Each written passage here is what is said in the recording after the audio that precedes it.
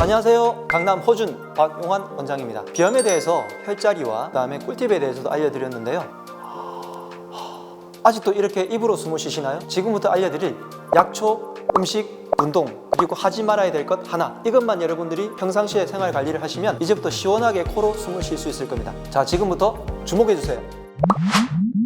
우리가 비염이 있을 때 많은 비염 중에서 만성 비염이라든지 위축성 비염이라든지 종류가 여러 가지 있는데요, 가장 많이 고생하시는 것이 바로 알레르기성 비염인 것 같습니다. 다른 비염이 있다 하더라도 아마 알레르기를 굉장히 많이 끼고 있을 거예요. 비염을 관리한다고 했을 때 많은 곳에서는 어떻게 처치를 하냐면 코에 집중을 합니다. 그렇지만 알레르기성 비염은 반드시 이것을 명심하셔야 되는데요, 알레르기성 비염이에요. 다시요, 알레르기성 비염. 그래서 비염은 코에 있는 염증이기 때문에 코 자체를 염증을 줄여주는 것이 당연히 중요하지만 더 중요한 것은 뭐냐면 알레르기성이에요. 알레르기라는 것은 면역의 문제죠. 면역의 문제는 어디에서 결정을 합니까? 우리 몸에 있는 면역세포들 때문이에요. 면역의 70~80%는 어디에서 나올까요? 바로 장에서 나옵니다. 그 다음에 또 두 번째, 면역을 결정하는 것 중에 하나가 체온이에요. 체온이 1도가 높아지면 백혈구 숫자도 훨씬 더 높아진다는 연구 결과가 있죠. 세 번째는 자율신경입니다. 그래서 지금부터 알려드릴 생활 습관들은 면역 전체를 좋아지게 하는 생활 습관이기 때문에 비염에도 좋겠지만 다른 면역계 질환이 있으신 분들도 도움이 되실 거예요.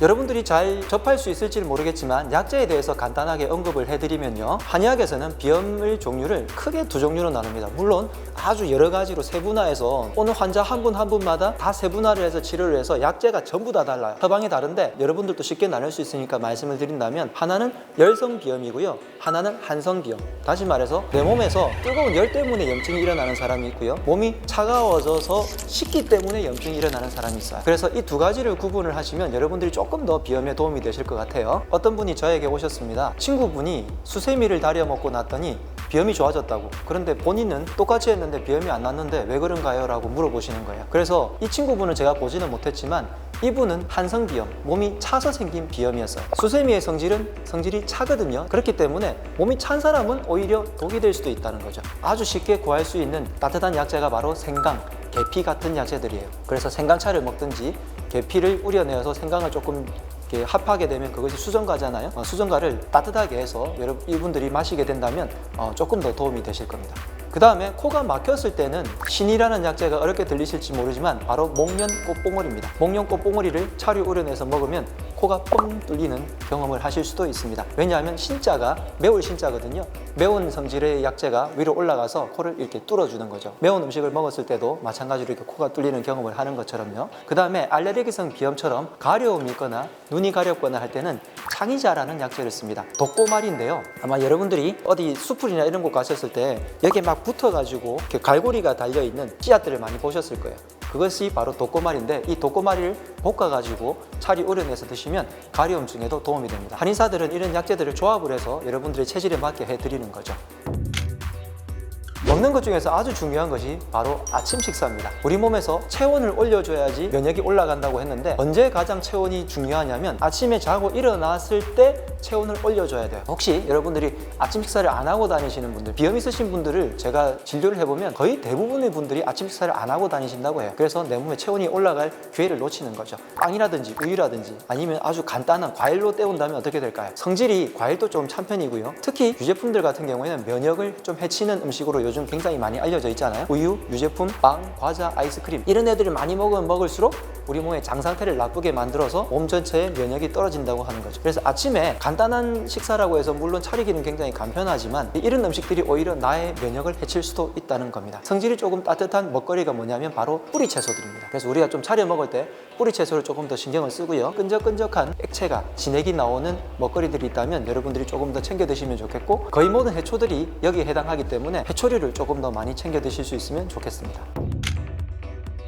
다음으로 운동에 대해서 말씀드리자면, 비염이 생겼다는 것은 바로 폐의 기운이 모자랐을 거예요. 폐는 위쪽에서 덮개처럼 있는데 이 부분이 성질이 차지게 되면 기관지부터 시작을 해서 폐포 쪽으로 가는 이 부분이 차게 되면은 내 몸속에 비염이 더 많이 생기게 되겠죠. 이 기관지를 덮고 싸고 있는 근육들이 어느 부분이냐면 대흉근과, 다시 말해서 바깥gassen 부분과 뒷부분에 있는 등 부분들이에요. 그래서 이 부분들을 강하게 만들어 주시면 더 좋은데, 간단하게 얘기하면 푸시업, 팔굽혀 펴기만 여러분들이 많이 해주셔서 가슴을 이렇게 살짝 잡힐 수 있을 정도로 근육이 만들어지게 되면 이 부분의 혈액순환이 훨씬 더 좋아지고 따뜻하게 되어서 염증들을 더 많이 물리칠 수 있습니다. 물론 우리 온몸 전체의 근육이 발달되어야지 몸의 체온이 높아지고 체온이 높아져야지 면역이 좋아진다고 서두에 말씀드렸지 않습니까? 이 부분을 온도만 높여주셔도 비염에 훨씬 더 많이 도움이 됩니다.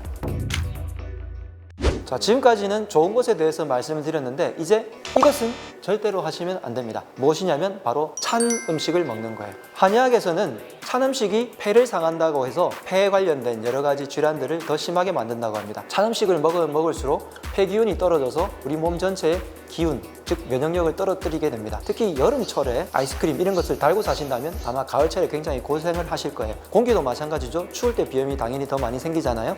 그래서 찬 공기를 조금 덜 마시는 그런 환경을 만드시는 게 좋겠습니다. 오늘은 비염을 관리하는 편에 대해서 조금 길게 말씀을 드렸는데 듣다 보면 아마 그런 생각이 드실 거예요. 나는 어디에 속하고 또 이것들을 하나하나 아침부터 저녁까지 다 이렇게 깊게 관리를 해야 돼? 라고 말씀을 하실 수도 있지만 비염이 그래서 낫기가 어려운 겁니다. 이런 것들을 하나하나 다 관리를 하고요. 조금 더 깊은 치료를 하면 좀 더 빨리 치료가 되겠지만 여러분들이 일상생활에서 관리를 안 해주면 치료조차도 안 돼요. 비염은 굉장히 우리 몸의 면역의 문제이기 때문에 근본적인 처치가 가능해야 돼서 바로바로 쓸 수 있는 팁도 알려드리지만 이렇게 제대로 관리하는 법을 알려드려야 충분히 좋은 상태를 유지할 수 있는 거구나 라는 걸 알려드리고 싶어서 이번 편을 제작하게 되었습니다. 비염 혈자리 그리고 비염을 관리하는 꿀팁 이런 것들을 보시면서 비염이 훨씬 더 많이 관리가 될 것 같습니다. 관리 잘하셔서 여러분들이 시원하게 코로 숨 쉴 수 있는 생활을 하시면 좋겠습니다. 건강하세요.